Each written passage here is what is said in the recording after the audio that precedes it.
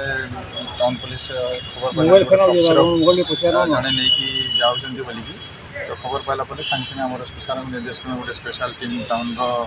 IC निर्देश नेतृत्व में गलापर आम सालेपल्ली एरिया खबर पाला जन को आम एप्रेंड करूँ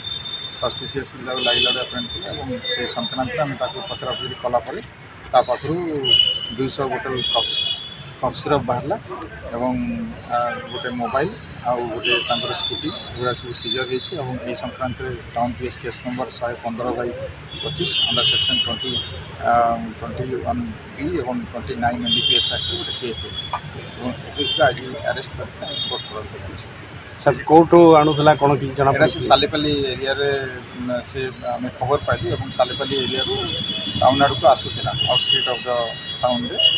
टाउन भर को आसूला से समय पुलिस अप्रेंड कर पूर्व भी हाँ से पूर्व भी केस रेफरेन्स अच्छी तार इनवॉल्वमेंट पूर्व भी केस होता तो से संक्रांत आम भी अनुधान करूँ एसोसिएट भी अच्छे भी करूँ।